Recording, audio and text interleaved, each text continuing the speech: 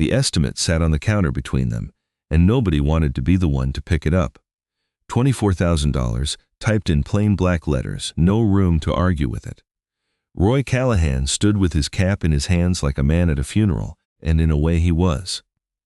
"If we open that transmission, you're committed," said Dale Ferris, the dealership's senior technician, wiping his hands on a shop rag that hadn't been cleaned since Tuesday. "Once we're in there, there's no half measure. You're paying for the teardown whether we find what we expect or not." Roy nodded slowly, the way people nod when they've already decided, but haven't accepted it yet. Behind them, half hidden by the open hood of a green and yellow utility tractor, a young man in a shop uniform 2 sizes too broad in the shoulders cleared his throat. His name was Desmond Ruiz Okafor, though everyone in the shop just called him Des. He was 19, parts counter by title, oil change and sweep up by daily reality, though lately Dale had let him shadow the diagnostic bay on slow afternoons. "Can I ask something?" Des said. Both men turned. "Why does it pull fine when it's cold?" Dale looked at him for a moment, not annoyed, just measuring the question the way he measured everything. "Good question," he said. "But the pressure numbers still point inside that transmission. Cold or hot doesn't change what the gauge showed me at load." Des nodded and didn't push it. He wasn't there to argue. Not yet. The bay went quiet except for a compressor cycling somewhere in the back, and the story of how they got to that estimate started 3 weeks earlier, on a hill nobody had thought twice about until the tractor stopped climbing it. The Callahan place ran 600 acres of hay, corn, and a couple hundred head of cattle. Out past the county line where the roads still had gravel shoulders and everybody waved even if they didn't know you. Roy had owned the tractor 4 years, a mid-size utility model rated around 130 horsepower, hydrostatic drive, the kind of machine that did everything from baling to hauling to running the mixer wagon. It had never given him trouble worth mentioning. That changed on a Tuesday in early June, when Roy hooked the baler to the back and started up the long rise behind the north field. The tractor pulled fine at the bottom. It pulled fine for the first 20 minutes, working the windrows, engine steady, everything the way it should be. Then, about halfway up the grade, the ground speed started falling. Not all at once, not a stall, just a slow bleeding off of power, like the tractor was pulling through mud that wasn't there. Roy checked his tachometer out of habit. Engine RPM hadn't moved. Whatever was wrong wasn't the engine. He eased off, let the baler catch up, tried again. Same thing. The machine felt like it was working against itself. He parked it, let it sit 20 minutes, and when he climbed back on, it pulled the hill clean, no hesitation at all. "Cussed thing," he muttered, and went back to work, chalking it up to something in the hydraulics needing attention. That night, he changed the hydraulic filter himself, something he'd done a dozen times before. Cheap, quick, usually solved 90% of the little gremlins a tractor like this could throw at you. For 2 days, it seemed to help. Then the hill beat it again. Roy tried something else after that. He topped off the hydraulic fluid, thinking maybe the level had run low enough to cause aeration under load, a thing that could mimic exactly what he was seeing. He checked the dipstick himself, twice, and it read right where it should. He topped it off anyway, half a quart just to be sure, and ran the baler up the same hill the next morning. It failed at the same spot, at almost the same time on the clock. By the following week, it wasn't just the hill. It was pulling the mower conditioner through thick grass. It was hauling a loaded wagon up the drive, anything that put real load on the drive system once the machine had been running a while. The timing could not have been worse. First cutting was already a week behind because of a wet spring, and the weather window ahead of him looked narrow. 3, maybe 4 dry days before the next system rolled through. Every afternoon the tractor spent limping instead of working was hay. He might not get up before rain flattened it in the windrow. He had a smaller backup tractor on the place, an older machine his father had run for 20 years, but it didn't have the horsepower to pull the big baler through heavy first-cutting grass without bogging down every 50 feet. Renting something comparable for the week would run him close to $2,000, money he hadn't budgeted and didn't have sitting around waiting to be spent on a maybe. He called a neighbor 2 farms over about borrowing a tractor for a few days, the kind of favor that gets returned at some point down the road. but the neighbor was mid-cutting himself and couldn't spare the machine until the following week, which didn't help Roy's window at all. Roy called the dealership on a Thursday, described what was happening as best he could, and got a service slot for the following Monday. It was the earliest they had.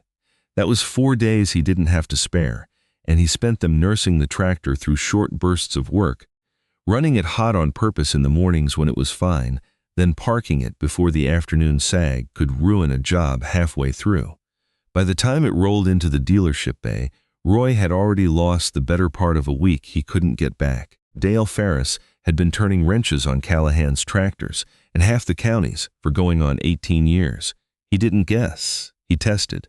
He had Roy bring the tractor in, and the first thing he did was nothing at all. He just talked to Roy the way a good diagnostician always starts. Cold, it's fine. Cold, it's fine. How long before it goes soft?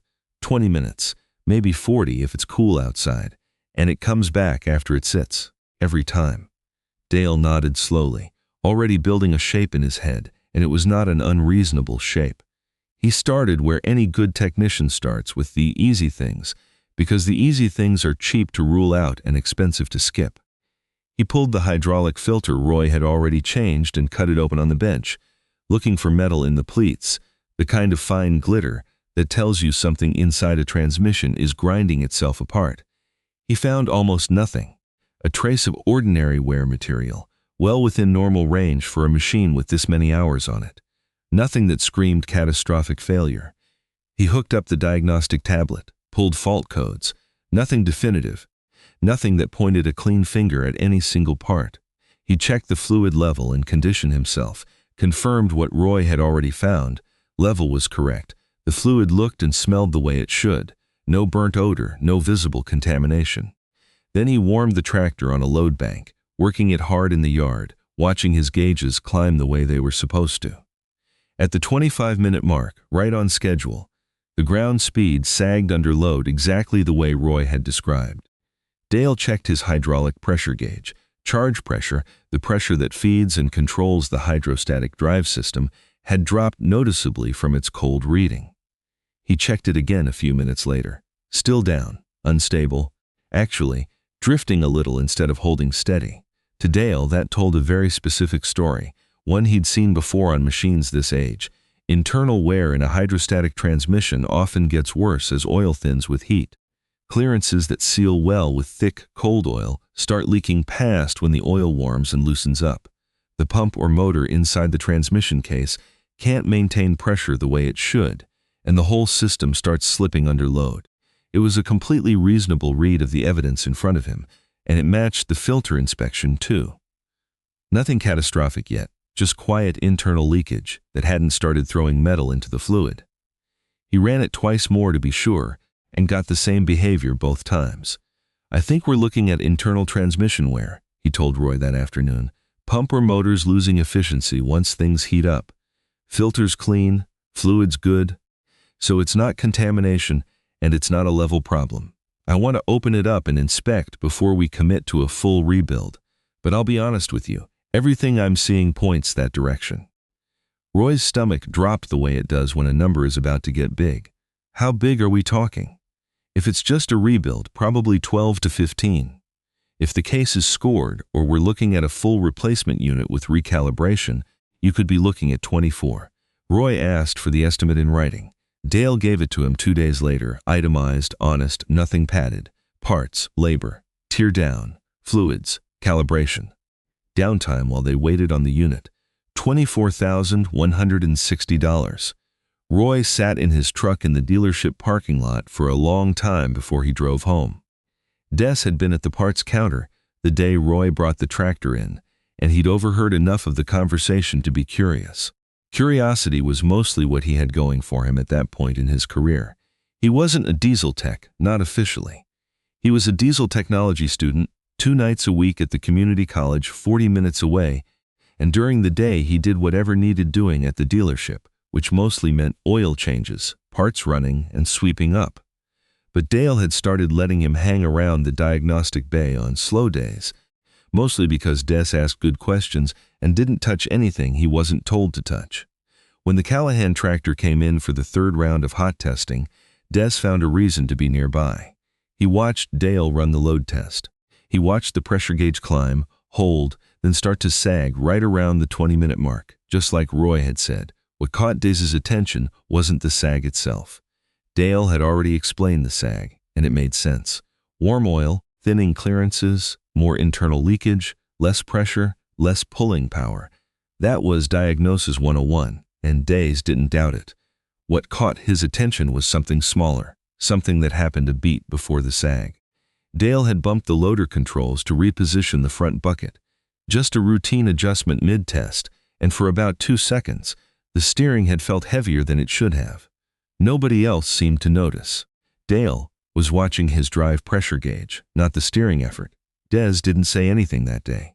He wasn't sure what he'd actually seen, and he'd learned enough in 18 months around this shop to know that a hunch wasn't worth interrupting a senior tech's diagnosis over.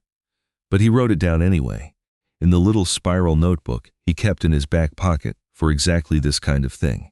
Steering heavy for 2 sec, right before drive pressure dropped. Coincidence? 2 days later, before the parts order for the rebuild had even gone through, Dale ran one more confirmation test, mostly for his own paperwork, and Des made a point of standing close enough to watch the steering wheel and the pressure gauge at the same time, instead of just one or the other. It happened again. Not with the loader this time, but when Dale cycled the 3-point hitch to reposition and implement before the load test began in earnest. The steering effort ticked up for a second or two, and moments later the drive pressure needle started its slide.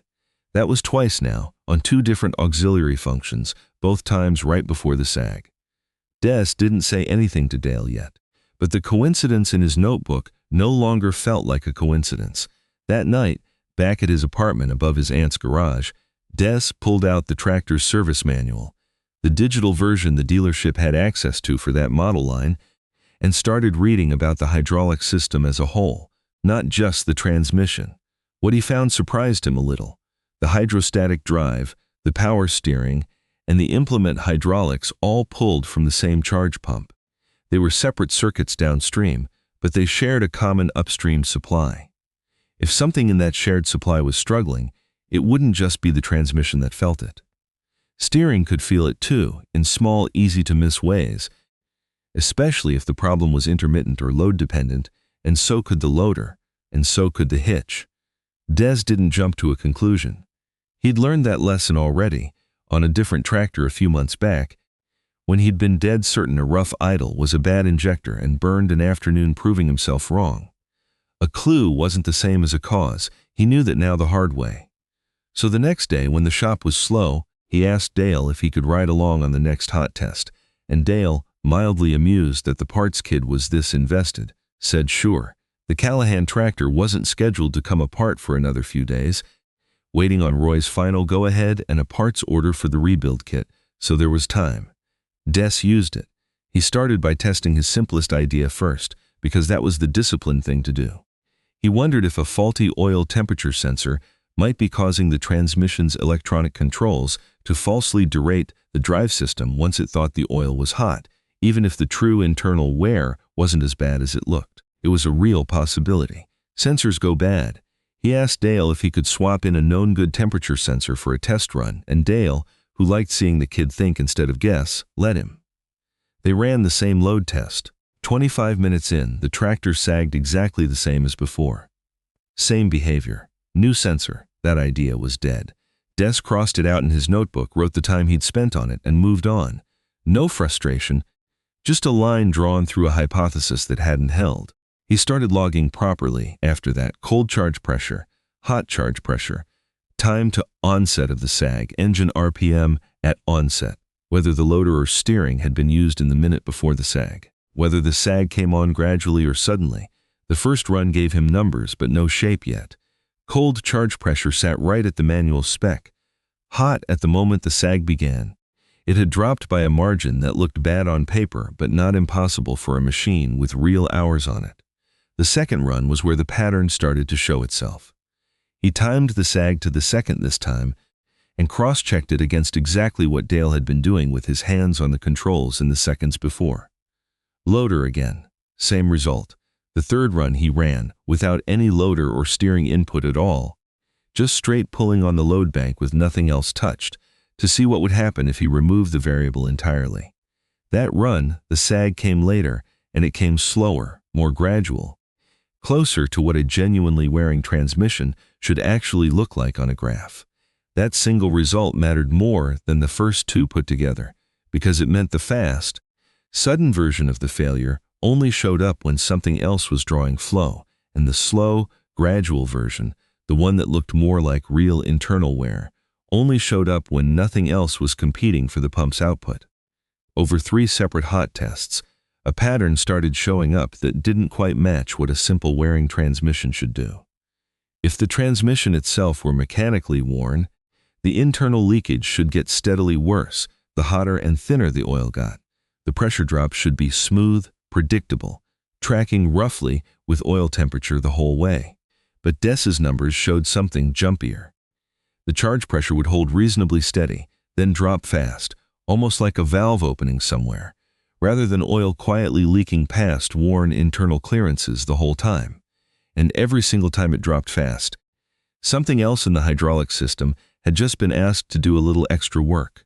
The loader, the steering, once, even the 3-point hitch lift.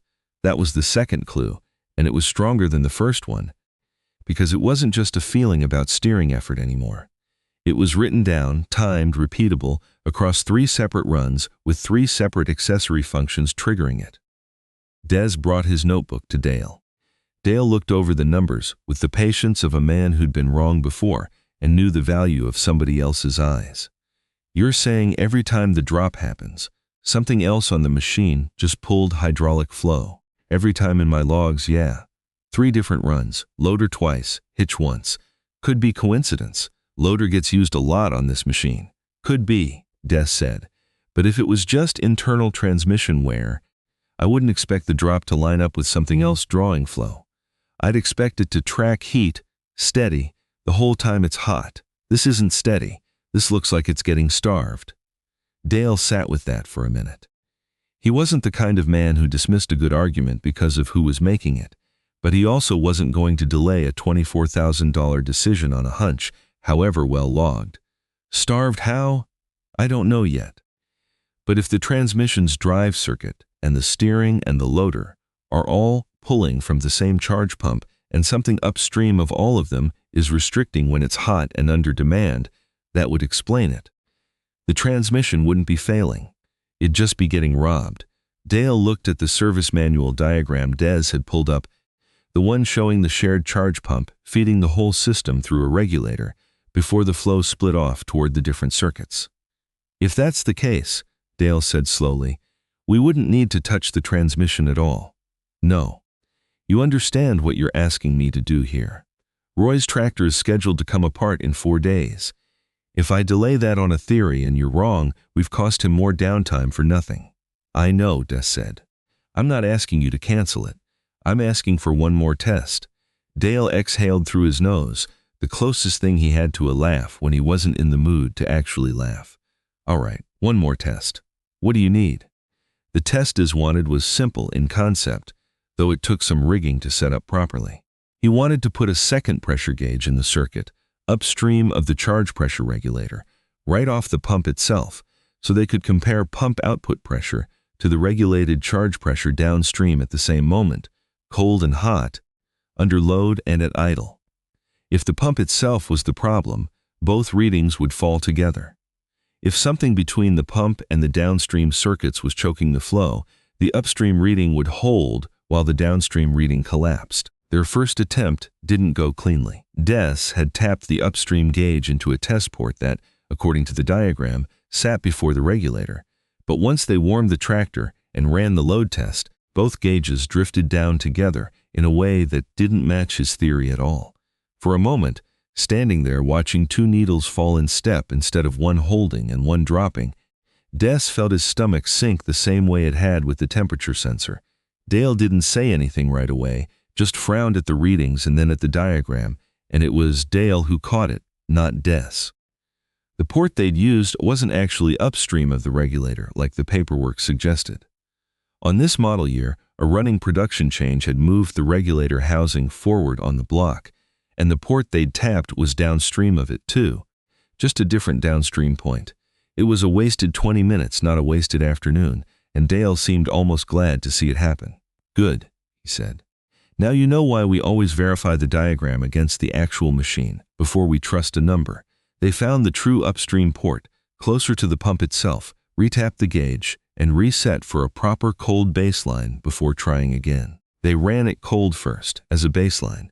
Both gauges tracked close together the entire time, exactly what you'd expect from a healthy system. Then they warmed the tractor and repeated the full load test, loader work included, right up to and past the point where the sag usually appeared. At the 23-minute mark, right as Dale bumped the loader controls, the downstream gauge dropped hard. The upstream gauge barely moved. Dale stared at the two needles for a long moment, one steady, one sagging, and something in his expression changed. Not embarrassment, recognition. "Run that test," he said. They did. "Same result. If that holds," Dale said quietly.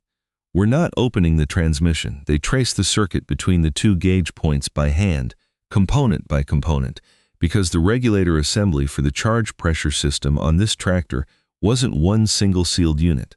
It was a small housing with a relief valve, a short internal supply hose, and a spring-loaded regulating piston, all individually serviceable per the service manual. All bolted to the side of the main hydraulic block, where nobody would think to look first because it wasn't the transmission. Dale pulled the housing while the tractor sat cooling, and they inspected everything visually. Nothing looked obviously wrong. No cracks, no visible wear, no debris. "Everything in here looks fine," Dale admitted. "It only fails hot under demand," Des said. "Maybe it needs to be tested that way, not looked at cold." Dale had a bench rig in the back of the shop, the kind used to flow test hydraulic components outside the machine, and it could run heated oil through a part to simulate real operating conditions. They mounted the little regulator assembly on the bench, warmed the test oil to match the temperature they'd measured in the field, and ran flow through it while watching the pressure response. Cold, the relief valve held its set pressure cleanly, opening at the correct point and no sooner. Hot, it opened early, noticeably early, and it didn't hold steady once it did. It fluttered, bypassing more oil than it should have. The instant flow demand rose even slightly, which was exactly what happened every time the loader or steering pulled extra flow from the shared pump. Dale pulled the valve apart on the bench. The spring inside, small enough to sit in the middle of Daze's palm with room to spare, looked ordinary at a glance. It wasn't broken, it wasn't visibly corroded or cracked, but when Dale measured its free length against the spec in the manual and compared it to a new one from the parts shelf, it came up short. Not by much, just enough. "It's taken a set," Dale said, turning it over in his fingers.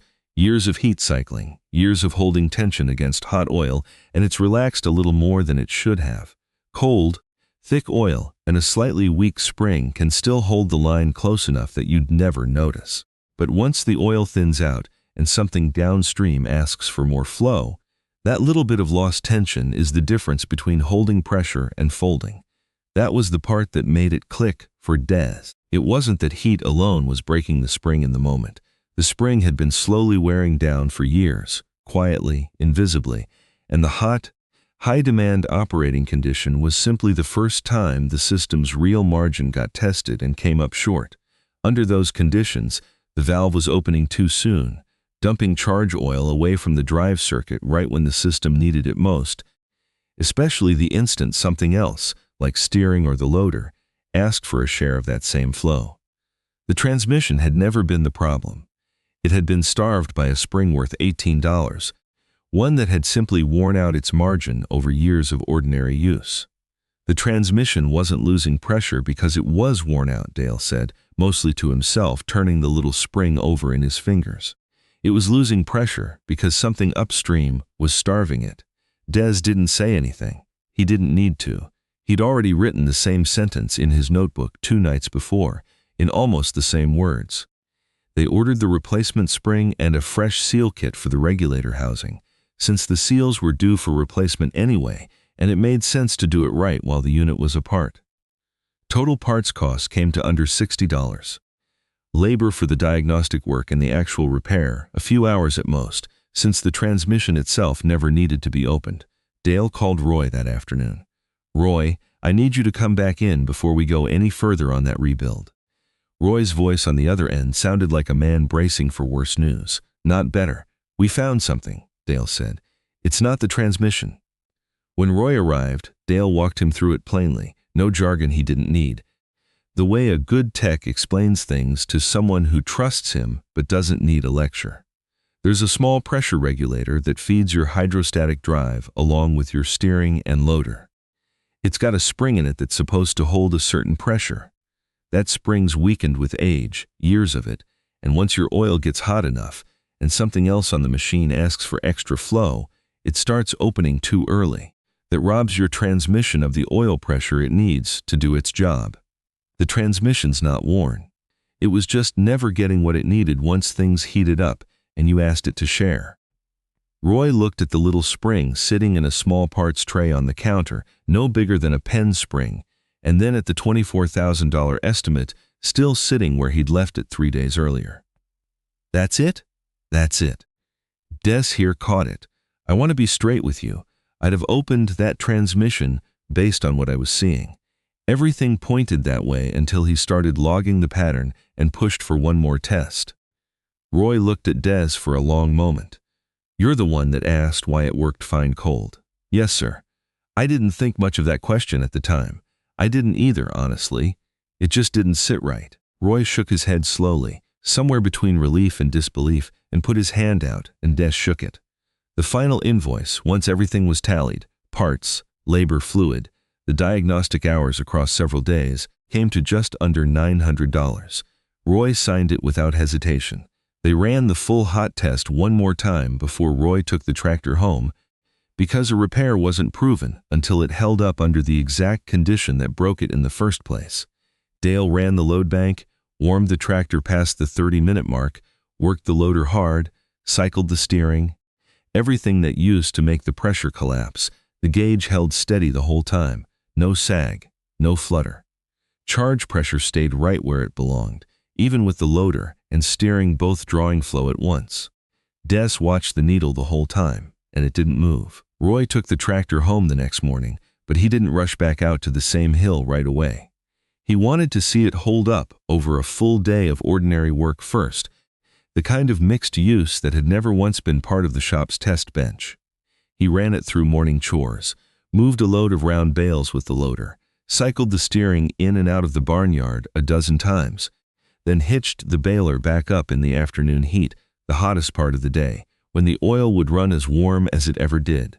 He worked it for nearly 6 hours straight, on and off the throttle, up and down grades, loader work mixed in between passes, exactly the kind of varied demand that used to trigger the sag without warning. Nothing happened. No fade, no hesitation, no soft spot climbing the smaller rises near the barn. Only after that full day did Roy finally take it back out to the same hill in the north field, hooked to the same baler, to close the loop properly. It pulled clean the entire way, same as it had cold, same as it always should have. Roy sat on the seat for a second at the top of the rise, just feeling the engine idle steady beneath him, and then he got back to work, because hay doesn't wait on anybody's relief.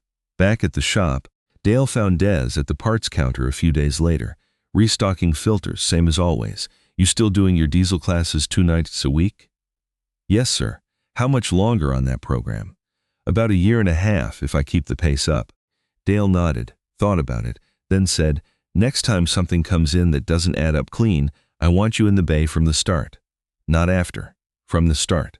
The service manager, a heavy-set man named Pruitt, who spent most of his day worrying about how long machines sat occupying bay space, had asked Dale earlier that week whether all the extra hot testing on the Callahan tractor was worth tying up a bay for an apprentice's theory. Dale had told him plainly that if the theory was wrong, they'd lose an afternoon, and if it was right, they'd save a customer $23,000 and keep him coming back for the next 20 years, instead of trading the machine off in frustration. Pruitt hadn't argued after that.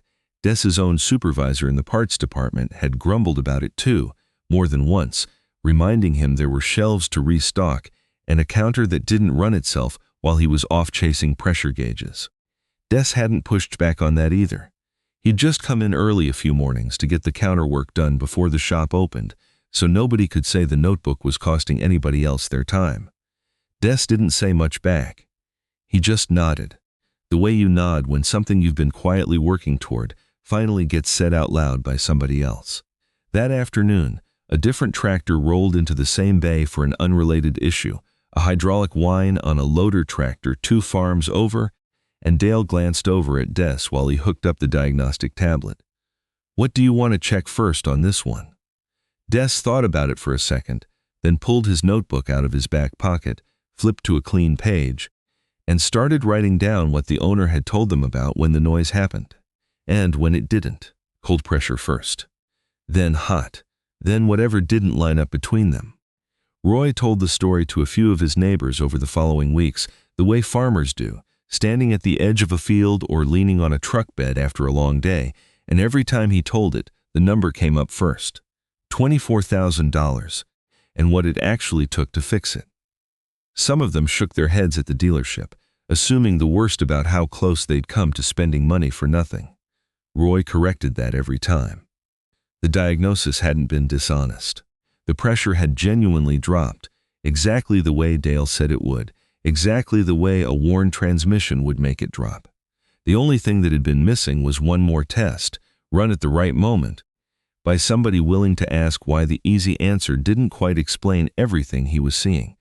The gauge on the Callahan tractor, 600 acres away, sat holding steady under load, the way it was supposed to the whole time, and nobody watching it now would ever know how close it had come to losing a transmission that had never actually been broken.